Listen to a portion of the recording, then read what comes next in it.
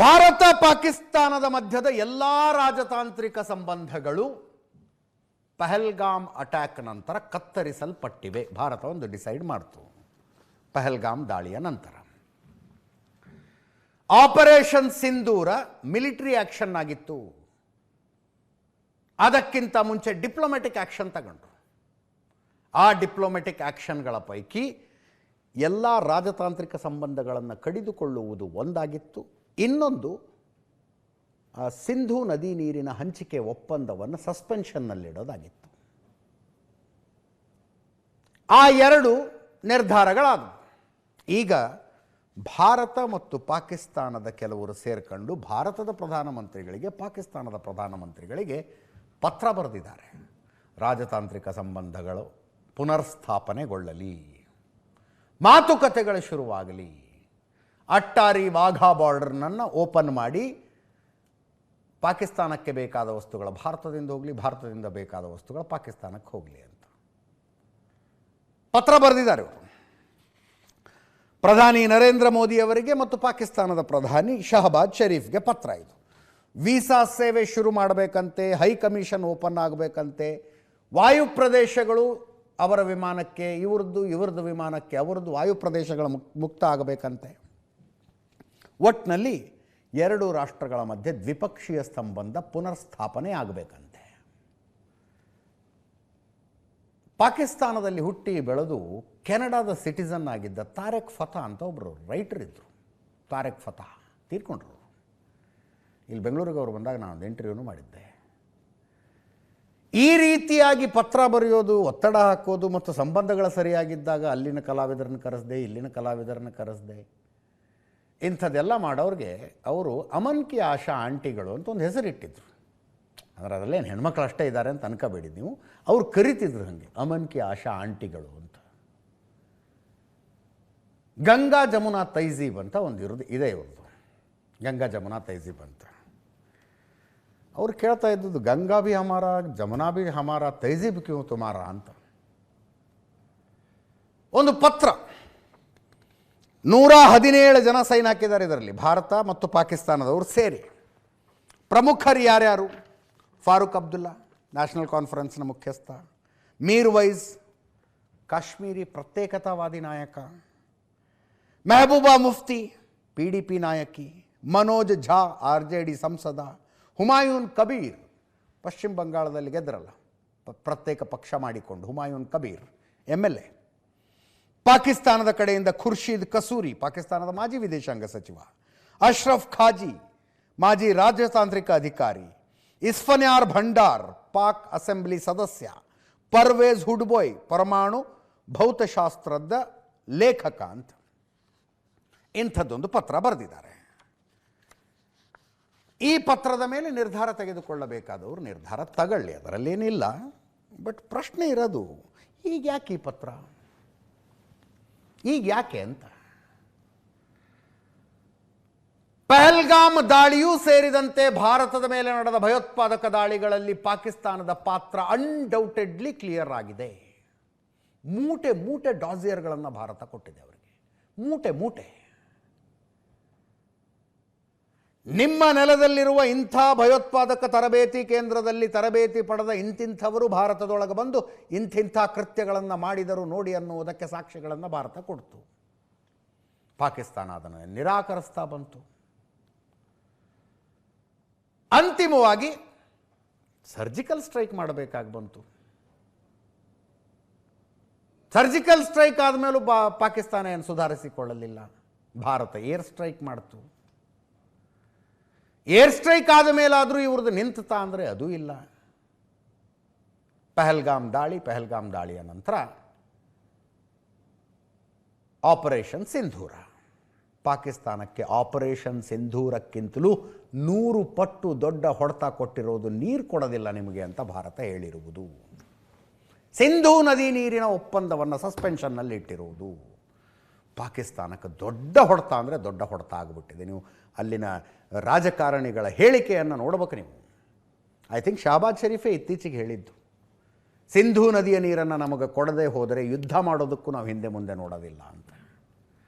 ಇವತ್ತಿನ್ನೊಬ್ಬ ಯಾರೋ ಹೇಳಿದ್ದಾನೆ, ಕೈ ಕತ್ತರಿಸ್ಬಿಡ್ತೀವಿ ನಮಗೆ ಕೊಡಬೇಕಾದ ನೀರನ್ನು ನಾವು ಕೊಡದೆ ಹೋದರೆ ಅಂತ. 1960ರಲ್ಲಿ ಭಾರತ ವರ್ಲ್ಡ್ ಬ್ಯಾಂಕಿನ ಮಧ್ಯಸ್ಥಿಕೆಯಲ್ಲಿ, ಏನು ಕೆಲಸ ರೀ ವರ್ಲ್ಡ್ ಬ್ಯಾಂಕ್ ಇದರಲ್ಲಿ, ವರ್ಲ್ಡ್ ಬ್ಯಾಂಕಿನ ಮಧ್ಯಸ್ಥಿಕೆಯಲ್ಲಿ ಇಂಥದ್ದೊಂದು ನದಿ ನೀರಿನ ಒಪ್ಪಂದ ಮಾಡ್ಕೊಳ್ತು ಭಾರತ. ಟೋಟಲ್ ಅವೈಲೇಬಲ್ ವಾಟರ್ನಲ್ಲಿ 70% ನೀರು ನಿಮಗೆ, 30% ನೀರು ನಮಗೆ ಅನ್ನುವ ಒಪ್ಪಂದ ಮಾಡ್ಕೊಂಡ್ರು. ಯಾರು ಮಾಡ್ಕೊಂಡ್ರು, ಹೆಂಗೆ ಮಾಡ್ಕೊಂಡ್ರು ಅನ್ನೋದನ್ನು ಹೇಳಿದ್ರೆ ಇದು ಪೊಲಿಟಿಕ್ಸಿಗೆ ತಿರುಗ್ಕೊಂಬಿಡುತ್ತೆ. ಬೇಡ, ಈಗ ನಮ್ಮನ್ನು ಆಳ್ತಾ ಇದ್ದವ್ರು ಮಾಡ್ಕೊಂಡ್ರಪ್ಪ ಅಂಥದ್ದೊಂದು ಒಪ್ಪಂದವನ್ನು. ಪಾರ್ಲಿಮೆಂಟ್ನಲ್ಲಿ ಡಿಬೇಟ್ ಆಯ್ತು ರೀ ವಿಷಯ. ಅವರದ್ದೇ ಪಕ್ಷದವ್ರು ಅವ್ರನ್ನೇ ಪ್ರಶ್ನೆ ಮಾಡಿದ್ರು, ಯಾವ ನ್ಯಾಯ ಇದನ್ನು ಹೆಂಗೆ ಮಾಡಿದ್ರಿ ನೀವು? 70% ಅವ್ರಿಗೆ ನೀರು, 30% ನಮಗೆ ನೀರು ಅಂದರೆ ನೀರು ಕೊಟ್ಟು ಶಾಂತಿಯನ್ನು ಪಡೆದುಕೊಂಡು ಬಂದಿದ್ದೇನೆ ಅಂತ ಹೇಳಿದ ಮಹಾನ್ ನಾಯಕರಿದ್ರು ಆವಾಗ. ನೀರು ಕೊಟ್ಟು ಶಾಂತಿಯನ್ನು ಪಡೆದಿದ್ದೇನೆ ಅಂತ. ಎಲ್ಲಿ ಶಾಂತಿ? ಶಾಂತಿಯಲ್ಲಿ ಎಲ್ಲಿ ಬಂತು ಶಾಂತಿ? ಪಂಜಾಬ್ನಲ್ಲಿ ಭಯೋತ್ಪಾದಕ ಕೃತ್ಯ, ಅದನ್ನು ಕಂಟ್ರೋಲ್ ಮಾಡಿದ್ವಿ ಅನ್ನೋ ಅಷ್ಟರಲ್ಲಿ ಕಾಶ್ಮೀರದಲ್ಲಿ ಸ್ಟಾರ್ಟು. ಭಾರತದ ಮೂಲೆ ಮೂಲೆಗಳಲ್ಲಿ ಬಾಂಬುಗಳು, ಭಯೋತ್ಪಾದಕ ದಾಳಿಗಳನ್ನು ಪಾಕಿಸ್ತಾನ ಮಾಡಿತು. ಅಷ್ಟೆಲ್ಲ ನಿರಂತರವಾಗಿ ಆಗ್ತಾ ಬಂದರೂ ಕೂಡ ಪಾಕಿಸ್ತಾನದ ಬಾಯಿ ಮತ್ತೊಂದನ್ನು ಮುಚ್ಚಿಸುವ ಕೀಲಿಕೈ ನಮ್ಮ ಕೈ ಹತ್ರ, ನಮ್ಮ ಕೈಲಿದೆ. ಸಿಂಧೂ ನದಿ ನೀರಿನ ಹಂಚಿಕೆ ಒಪ್ಪಂದವನ್ನು ಕ್ಯಾನ್ಸಲ್ ಮಾಡಿ ಆ ನೀರನ್ನು ನಾವು ಬಳಕೆ ಮಾಡಿಕೊಳ್ಳೋದಕ್ಕೆ ಇನ್ಫ್ರಾಸ್ಟ್ರಕ್ಚರ್ ಬಿಲ್ಡ್ ಮಾಡಿದ್ರೆ ಸಾಕು ಅಂತ ಒಬ್ರಿಗೂ ಅನ್ನಿಸ್ಲಿಲ್ವಲ್ಲ. ಹಂಗೆ ಯಾರಿಗೋ ಒಬ್ರಿಗೆ ಅನಿಸೋದಕ್ಕೆ ಪಹಲ್ಗಾಮ್ನಲ್ಲಿ ದಾಳಿ ಆಗಬೇಕಾಗಿ ಬಂತ.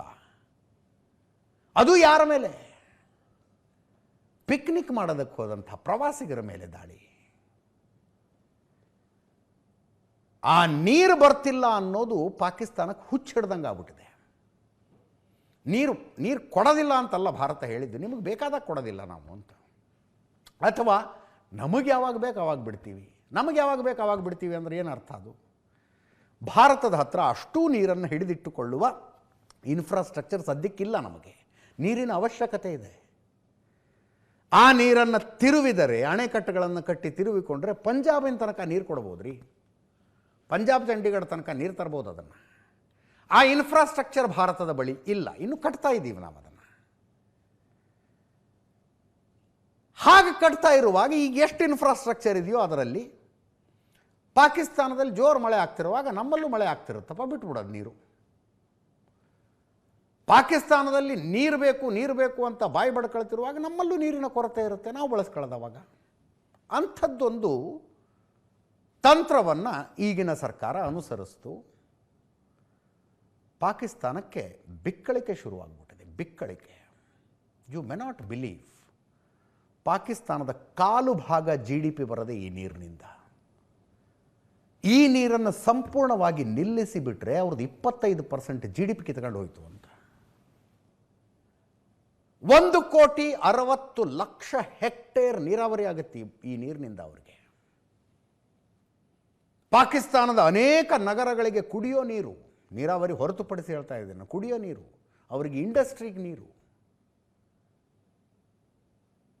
ಈ ಸಿಂಧು ಮತ್ತು ಸಿಂಧು ನದಿಯ ಉಪನದಿಗಳ ನೀರು ಪಾಕಿಸ್ತಾನದೊಳಗೆ ಹೋಗಿ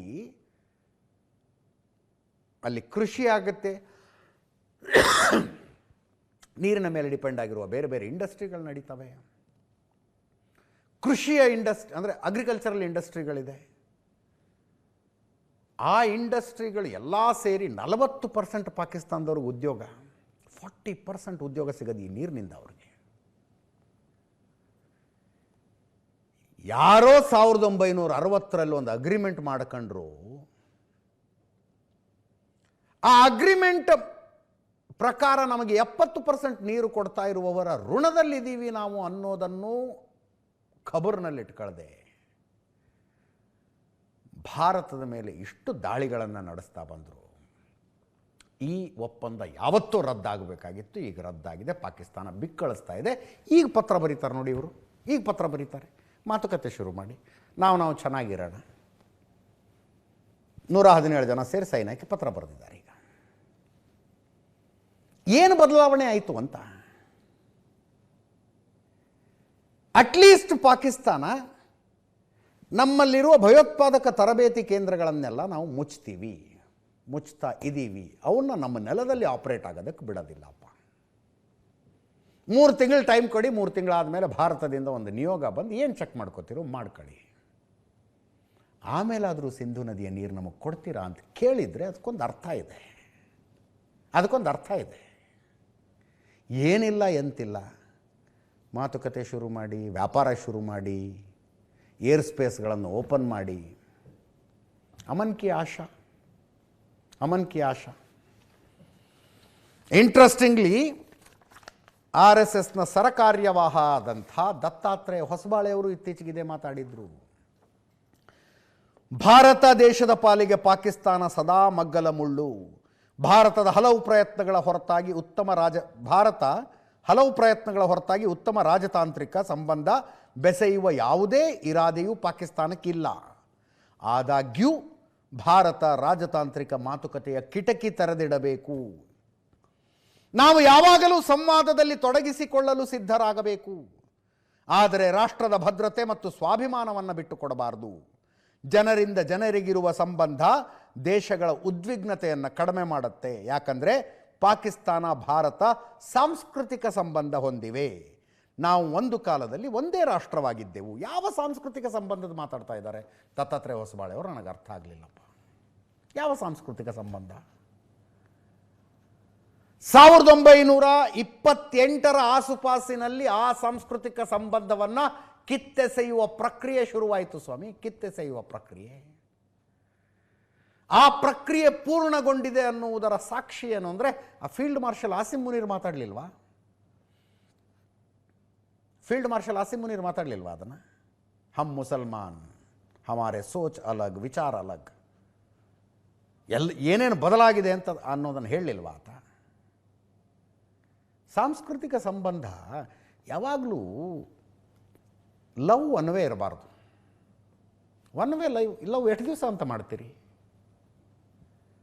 ಸಾಂಸ್ಕೃತಿಕ ಸಂಬಂಧದ ಖಬರ್ ಅವ್ರಿಗಿದೆಯಾ? ನೀವು ಅದನ್ನು ಸಾಂಸ್ಕೃತಿಕ ಸಂಬಂಧವನ್ನು ಹುಡುಕೋದಕ್ಕೆ ಹೋದರೆ ಆ್ಯಕ್ಚುಲಿ ಸಾಂಸ್ಕೃತಿಕ ಸಂಬಂಧ ಅಫ್ಘಾನಿಸ್ತಾನಕ್ಕೂ ಪಾಕಿಸ್ತಾನಕ್ಕೂ ಇದೆ ರೀ. ಅವರವರೇ ಒಬ್ಬರ ಮೇಲೊಬ್ಬರು ಬಾಂಬ್ ಹಾಕತ್ತಾ ಇದ್ದಾರೆ. ಸಾಂಸ್ಕೃತಿಕ ಸಂಬಂಧ ಇರೋದು ಅವರವ್ರ ಮಧ್ಯದಲ್ಲಲ್ವಾ? ನಾವು ನಮ್ಮ ಸಾಂಸ್ಕೃತಿಕ ಸಂಬಂಧವನ್ನು ನೆನಪಿಸಿಕೊಂಡು ಅವರ ಜೊತೆಗೆ ಬಿಳಿ ಪಾರಿವಾಳ ಹಿಡ್ಕೊಂಡು ಹೋಗೋದಂತೆ.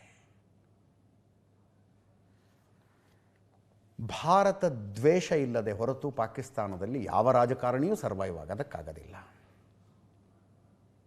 ಅದನ್ನು ಹೊರತುಪಡಿಸಿ ಏನೋ ಮಾಡೋದು ಒಂದು ಪ್ರಯತ್ನ ಇಮ್ರಾನ್ ಖಾನ್ ಮಾಡಿದ್ರು. ಹಾಕೊಂಡು ಜೈಲಿಗೆ ಹಾಕಿದ್ರು. ಅವ್ರನ್ನ ಜೈಲಿಗೆ ಹಾಕಿದ್ರು. ಮೂರ್ತಿ ಪೂಜಕರ ವಿರುದ್ಧದ ದ್ವೇಷ, ಆ ದ್ವೇಷವನ್ನು ನವರಂಧ್ರಗಳಿಂದಲೂ ಹೊರಹಾಕದ ಹೊರತು ಪಾಕಿಸ್ತಾನದಲ್ಲಿ ರಾಜಕಾರಣಿಯೊಬ್ಬ ಎಲೆಕ್ಷನ್ ಗೆಲ್ಲೋದಕ್ಕಾಗೋದಿಲ್ಲ. ಮತ್ತು ಹಾಗೆ ಚುನಾವಣೆ ಗೆದ್ದವರ ವಿದೇಶಾಂಗ ನೀತಿ ಭಯೋತ್ಪಾದನೆಯೇ ಆಗಿರುತ್ತೆ. ಭಯೋತ್ಪಾದನೆಯೇ ವಿದೇಶಾಂಗ ನೀತಿ ಅವ್ರದ್ದು. ಈಗ ನೋಡಿ, ಪಾಕಿಸ್ತಾನ ತನ್ನ ಭಾರಕ್ಕೆ ತಾನು ಕುಸಿತಾ ಇದೆ ರೀ. ಅಲ್ಲಿ ಬಲೂಚಿಸ್ತಾನದ ಪ್ರತ್ಯೇಕತಾವಾದಿಗಳು ಗ್ಯಾಪ್ ಸಿಕ್ಕಲ್ಲೆಲ್ಲ ಬಂದು ಗುಮ್ತಾ ಇದ್ದಾರೆ ಪಾಕಿಸ್ತಾನವನ್ನು. ಗ್ಯಾಪ್ ಸಿಕ್ಕಲ್ಲೆಲ್ಲ 1/3 ಆಫ್ ಪಾಕಿಸ್ತಾನದ ಮೇಲೆ ಪಾಕಿಸ್ತಾನ ಸೇನೆಗೆ ಯಾವುದೇ ನಿಯಂತ್ರಣ ಇಲ್ಲ. ಪಾಕಿಸ್ತಾನ ಸಂವಿಧಾನ ನಡೆಯೋದಿಲ್ಲ ಅಲ್ಲಿ.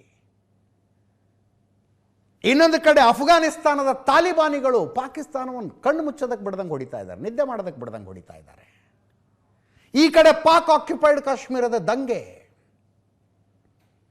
ತೋರಿಸ್ತೀನಿ. ಈಗ ಅವ್ರು ಹೇಳ್ತಾರೆ ನಮಗೆ ಪಾಕಿಸ್ತಾನ ಬೇಕಾಗಿಲ್ಲ, ಪಾಕಿಸ್ತಾನದವ್ರಿಗೆ ನಾವು ಬೇಕು, ಹುಷಾರು ಅಂತ ಹೇಳ್ತಾ ಇದ್ದಾರೆ ಅವರು. ನಮ್ಮ ಆಪ್ಷನ್ಸ್ ಎಕ್ಸ್ಪ್ಲೋರ್ ಮಾಡೋಣ ಅಂತ ಕೇಳ್ತಾರೆ ಅವರು. ಅದರ ಅರ್ಥ ಏನು? ಭಾರತದ ಜೊತೆ ಕಾಂಟ್ಯಾಕ್ಟ್ ಎಸ್ಟಾಬ್ಲಿಷ್ ಮಾಡೋಣ ಅಂತ. 58 ಜನರನ್ನು ಪಾಕಿಸ್ತಾನಿ ಸೇನೆ ಹೊಡೆದಾಕಿದೆ ಅಲ್ಲಿ 22 ದಿವಸದಲ್ಲಿ. ಒಂದು ಕಡೆ ಬಲೂಚಿಸ್ತಾನದ ಪ್ರತ್ಯೇಕತಾವಾದಿಗಳು, ಇನ್ನೊಂದು ಕಡೆ ಅಫ್ಘಾನಿಸ್ತಾನದಿಂದ ತಾಲಿಬಾನಿಗಳು, ಮತ್ತೊಂದು ಕಡೆ ಪಾಕ್ ಆಕ್ಯುಪೈಡ್ ಕಾಶ್ಮೀರದಿಂದ ಅಲ್ಲಿನದೇ ಜನರು ಹರ್ಕಂಡು ತಿಂತಿದ್ದಾರೆ ಅವ್ರನ್ನ. ಸಿಂಧೂ ನದಿ ನೀರಿನ ಹಂಚಿಕೆ ಒಪ್ಪಂದವನ್ನು ಕ್ಯಾನ್ಸಲ್ ಮಾಡಿರುವ ಕಾರಣಕ್ಕಾಗಿ ಪಾಕಿಸ್ತಾನ ಬಿಕ್ಕಳಿಸ್ತಾ ಇದೆ. ಇಂಥ ಪರಿಸ್ಥಿತಿಯಲ್ಲಿ ಭಯೋತ್ಪಾದನೆಯನ್ನು ಬೆಳೆಸುವ ನಮ್ಮ ಹಳೆಯ ನೀತಿಯಿಂದ ಹೊರಗೆ ಬರಬೇಕು ಅನ್ನುವ ರಿಯಲೈಸೇಷನ್ ಆದರೂ ಆ ದೇಶಕ್ಕೆ ಆಗುತ್ತೆ ಅನ್ನೋ ನೋಡೋಣ ಅನ್ನುವಾಗ ಮತ್ತೆ ಸಂಬಂಧ ಸುಧಾರಿಸಿಕೊಳ್ಳೋಣ. ಇವರಿಗೆ ಹೊಟ್ಟೆಗೆ ಏನು ತಿಂತಾರೆ ಅಂತಲೇ ಅರ್ಥ ಆಗೋದಿಲ್ಲಪ್ಪ. ಕಾಗದದ ಮೇಲೆ ಬರೆದಿದ್ದಾರಂತೆ ಇನ್ನೊಮ್ಮೆ ಜಿನೋಸೈಡ್ ಆಗೋದಕ್ಕೆ ಬಿಡೋದಿಲ್ಲ ಅಂತ. ಬಲೂಚಿಸ್ತಾನಿಗಳ ಕಥೆ ಏನಾಗ್ತಿದೆ ಅಲ್ಲಿ? ಹಿಂದೂಗಳ ನರಮೇಧ ಆಗಲಿಲ್ಲೇನ್ರಿ? ಸ್ವಾತಂತ್ರ್ಯ ಬಂದ ಪಾಕಿಸ್ತಾನ ಪ್ರತ್ಯೇಕ ದೇಶ ಆದಾಗಿನಿಂದ ಇಲ್ಲಿ ತನಕ ನರಮೇಧ ಅಲ್ಲವಾಗಿದ್ದು. ಮತ್ತು ಈಗ ಆಗ್ತಿರೋದು ಏನಲ್ಲಿ ಪಾಕ್ ಆಕ್ಯುಪೈಡ್ ಕಾಶ್ಮೀರದಲ್ಲಿ?